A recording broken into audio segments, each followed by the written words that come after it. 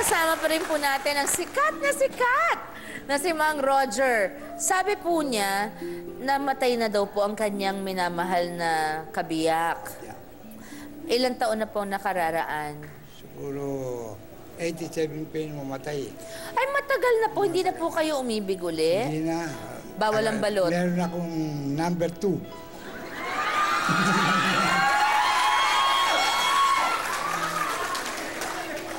Ako rin po. You know. Di ho. Yalon! Ayun po. Oh, huwag niyo na alamin yung katabi. Okay. Tay. Tay, may number 2 tayo. So, maligaya naman ang love life niyo. Maligaya rin. Ayan. Kumalat sa ilang forum ang paghahanap ng bedista, ng mga bedista kay Mang Roger. Dahil sa pagmamahal nila kay Mang Roger, tinulungan ng mga bedista muli siyang makabalik sa San Beda. Dahil nung pinaalis po siya, di ba nasad sila? Nagkaroon ng cancer ang kanyang asawa at hindi sapat ang kinikita niya sa pagbabalot para matustusan ang gamutan. Paano po ba kayo tinulungan ng mga bedista nung may sakit po ang misis niyo? Habang dumipit siya ng balot, iisip ko sa kanila, parang nakakatulong na rin sila. So, hanggang kailan po niyo balak magbabalot vendor sa San Beda? Habang buhay ako, nandoon sa San Beda. Sisigaw kayo ng balot! Charot! Balot!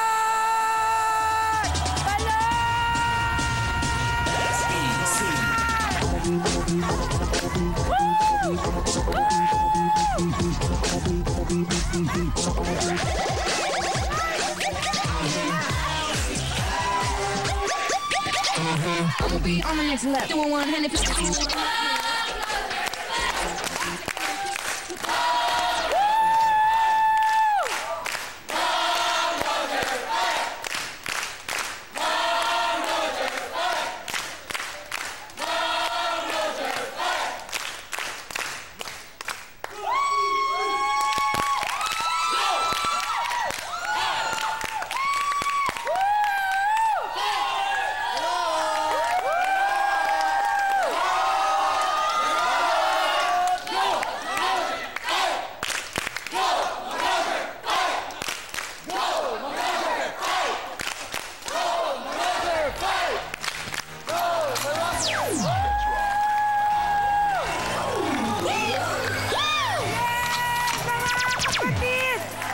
Bedistang napamahal at naging parte ng buhay ni Mang Roger.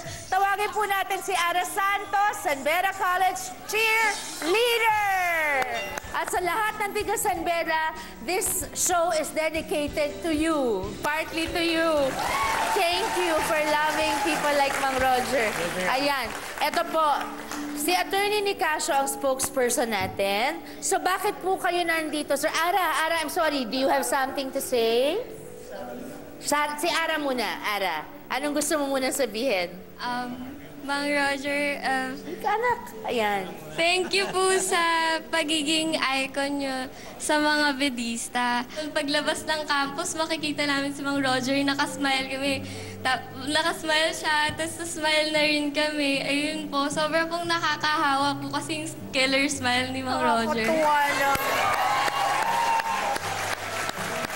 Ayun po.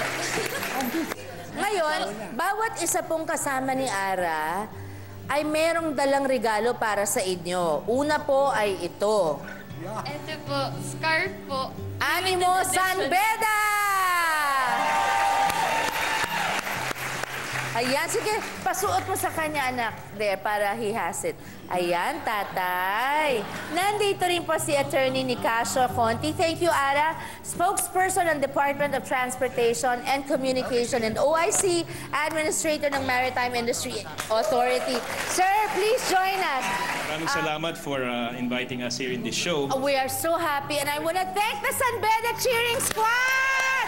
Woo! Ang galing nyo! Thank you, guys! Thank you. Alam niyo, ma'am, nung nag-aaral ho ako, inuutangan ko ho ng pamasahe si Mang Roger. Kayo pa umuutang? Totoo po yun. Talaga naman. Tapos so, nung medyo... naging professor ho ko sa San Beda, ang first day ho na orientation ko, si Mang Roger ho nagsasalita sa klase. At ang sinasabi niya ho lagi, magtapos kayo ng pag-aaral, mag-aaral ng mabuti, bumili kayo ng balot. Yan ho si Mang Roger.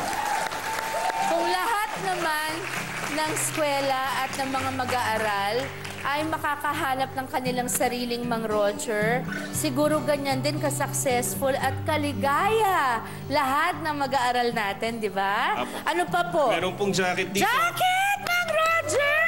Para hindi humabasa ng ulan pag nagbebenta ng balot si Mang Roger. Ito ho yung ito ho yung ballpen saka notebook listahan ho ng mga may utang sa inyo. Nakakalimutan niyo man minsan.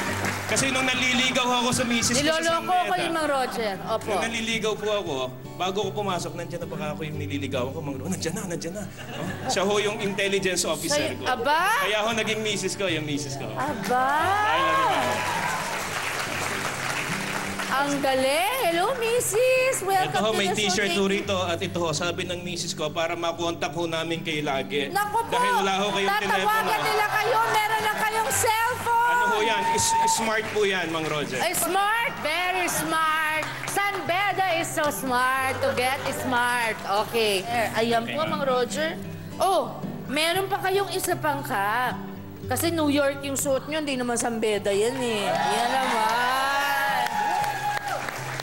Ayan. Siyempre, mga nagpasimula na Mang Roger T-shirt Project, Daniel Kailaw, Aldon Uy, Austin De Peralta, at Lendel Layong, owners ng Red Trend. Thank you, sir. Thank you, attorney. Thank you. Please, come here. Okay, please tell us, why are you here for Mang Roger? Kami po yung Red Trend, we're a clothing brand from San Beda. And Mang Roger, naalala niyo yung Mang Roger shirt. Ginawa namin ito, katulong yung Amazing Playground. And yung shirt na ito, ginawa namin para i-showcase yung culture ng San Beda at the same time to pay tribute to one of the living icons ng San Beda, which Sabi is Mang Roger. Yung binenta po namin doon, out of all the sales, 10% po went to Mang Roger. Oh my golly! That's our way of showing our love to Mang Roger. Oh my goodness. Surprise namin. Yes. Because of the love of San Beda from kay Mang Roger, maglalabas po kami ng second version ng Mang Roger shirt. So, for all Bedans, shout out to you. Yung Mang Ganito. Roger shirt, ganito po yung sample na design. Ayan. Coming out this Ito. August po yan. And then again, 10% of the sales will go to Mang Roger. Okay, guys, can you tweet me this picture Yes. and kwento the kwento that a percentage will go to Mang Roger? Okay. I'm at Sharon_Cuneta number 12, Sharon Cuneta 12, or pwede rin at Sharon kasama mo, okay? Okay po. Para makatulong kami sa pag-spread ng word nito. Wow, thank you, Ate Shawi. Thank you so much. Thank you. At hindi lang po sila Mang Roger ang gustong magparangal sa inyo. Panoorin niyo po